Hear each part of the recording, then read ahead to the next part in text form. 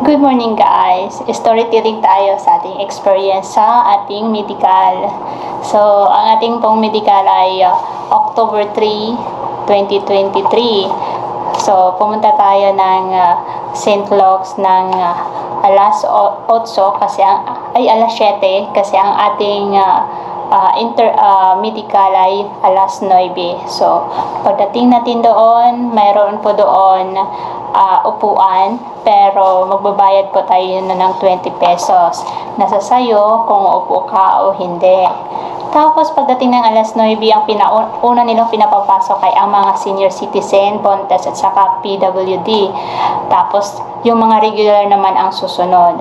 Then pagpasok natin sa doon sa likod, kukunin ng guard ang ating appointment. Tapos lalagyan nila yun ng kung ano ang natin, visa, kung K1. Tapos tatatakan tayo nito. Yan, ibig sabihin pumasok tayo. Pagkatapos natin dito kay Kuya Guard, papasok tayo doon. Ang una natin gagawin ay pumunta sa photo room. Kukunan tayo ng picture. Then pagkatapos natin kunan ng picture, paglabas, doon sa gilid, nandun si Kuya Nars, kukunin yung ating mga requirements. So, kung dala mo yung folder na katulad ko ganito, ibigay mo lang yan sa kanya, tapos magpipiliin na yan ni Kuya Nars kung alin doon ang kailangan sa interview. So, pag naayos na yon, bibigyan ka ng kulay na number kasi ang numbering doon ay depende sa ating visa. So, ang binigay sa atin ay kulay pink, number 23. So, kailangan nating makinig ng mabuti kasi minsan nakakalito ang tawag nila doon. Laging makinig sa kulay ng number na tinatawag. So, pagkatapos noon, pumunta naman tayo sa encoding ng ating fingerprint. Andun yung mga interview. So, unang hinihingi sa'yo ay ang passport. Tatanungin ka ng pangalan mo at saka yung date of birth. Ganon. Then, kukunin yung mga requirements mo. Tapos, pag wala naman ng problema, lalagyan ka ng fingerprint, ganyan. Tapos kung wala ka namang interview schedule, papasulatin ka nila ng waiver. Meron doon gagayahan, English, Tagalog. Ipapasulat talaga sa'yo yan sa blank na bond paper. Tapos pipirmahan mo yan. Pwede mo yung picturean. Ako, pinicturean ko yung waiver ko. Tapos ang sunod naman na ginawa sa akin ay hiningi or tinanong ako ng address ni fiancé at saka pangalan ni fiancé, zip code at yung telephone number. Huwag pong mag-alala kasi pwede naman tingnan sa cellphone. Kung mayroon kang copy sa cellphone, hindi na kailangan yun i-memorize. Then pagkatapos noon, kung hindi ka pa nagbayad, papaakyatin ka sa 5th floor. Ako kasi hindi pa ako nagbayad, so nag-akyat muna ako sa 5th floor at nagbayad muna. Then pagkatapos naman nun, si cashier ang magsasabi sa'yo kung saan ka pupunta. Pinapunta niya ako sa laboratory kung saan ang kuhanan ng dugo. So yung kinuha lang sa akin ay dugo. Ayan, andito. Ito. Yan. Diba? Ganon.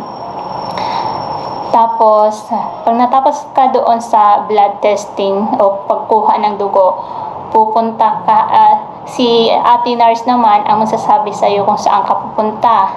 So, ang next na pinuntahan ko ay 3rd floor, x-ray. So, nagpa-x-ray po ako doon. Tatanggalin po lahat, bra. Ang ititira mo lang ay yung pang-ibaba. Pero meron po doon lab gown. Yun. Tapos may basket po doon kung saan mo ilalagay ang inyong mga gamit. Then, pagkatapos po ng x-ray, bibigyan ka na naman ng papel. So, si Ate Nars ang magsasabi sa iyo kung saan ang next mo na pupuntahan. So, ang sunod ko na pinuntahan ay ang physical exam sa 5th floor. So, doon na yung kinuha yung height, weight, yung timbang, blood pressure, at saka yung heart rate. So, ako, medyo nagka-problema sa heart rate kasi medyo tumaas dahil kinabahan tayo doon sa pagkuha ng dugo. Kailangan din, isa din yan, kailangan may dala kang tubig para mayroon kang lagi inumin. Para kung sakaling mataas ang heart rate mo, bumaba siya pag uminom ka ng tubig. Yun. Then, ang isa pa, advice ko, huwag maghagdan. Kasi pag naghagdan ka, tataas yung blood pressure at yung heart rate mo.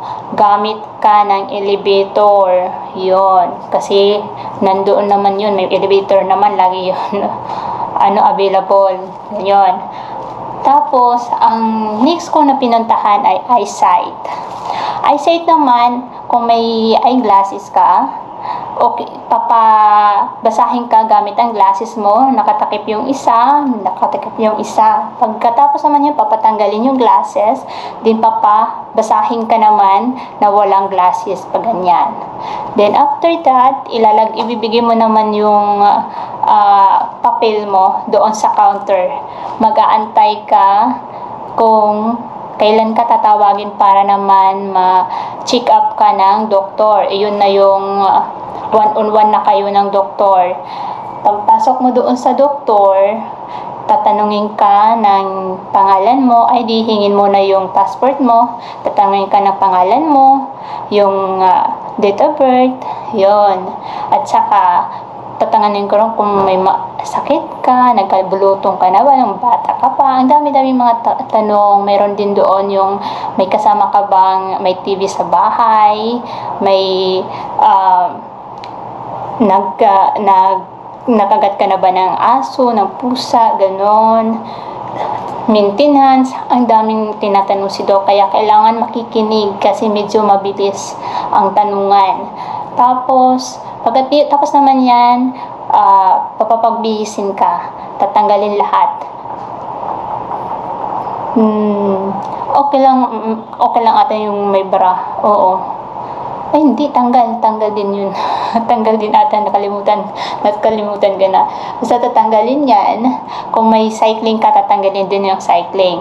So, susuot mo yung lab gown, higa ka doon sa higaan, tapos tatanungin ka din kung titingnan naman kung mayroon kang mga opera, yung mga piklat na mga opera. So, galing dito, ang nila, ganyan dito, ganyan, talagang gaganyanin ka. Pero sa ibabaw lang yun ng lab gown.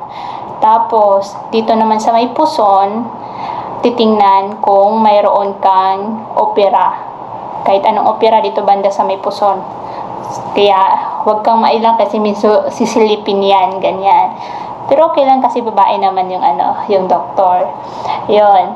Then, pagkatapos naman nun, kung patulad ko sa aking payat, tatanungin ka kung talagang payat ka lang talaga o pumayat ka, ganun. Kasi tinanong ako. Then, pagkatapos ang usapan namin na doktor, pinapunta naman ako sa counter, pinabigay doon, tapos si counter naman yung magsasabi kung saan ang destination mo. 2nd floor ba or 4th floor? Pag 2nd floor, tapos pag sa 2nd floor po, ibig sabihin, immunization mo na yon next day. Pag sinabing 4th floor, additional instruction siya. Ibig sabihin, sputum ka. At ano yung nangyari sa akin, sputum tayo. Hindi ko alam bakit, pero sabi nila sa x-ray daw yun nakikita. So, medyo madami-dami kaming sputum doon. Ako, expect ko na nung sinabi sa akin 4th floor, expecting ko ng sputum kasi alam ko naman dati pa na ganun talaga. Tapos, pagdating doon, bibigay mo lang yung papel. Yun. Tapos, kung sputum ka, bibigyan ka ng yellow paper na nagsasabi doon na sputum test. Nakakaiyak. Alam mo yung nakakaiyak.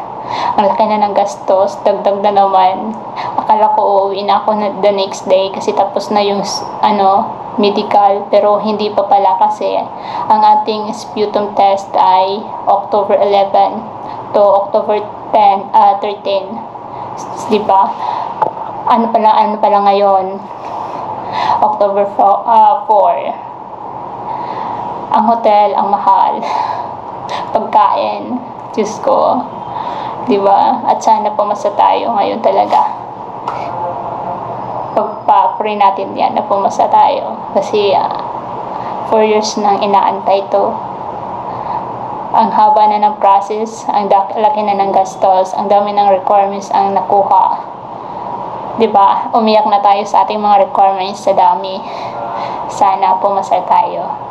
At sa inyong lahat, good luck sa mga mag-medical at saka sa mga sputum na katulad ko, laban lang. Kaya natin to. Salamat.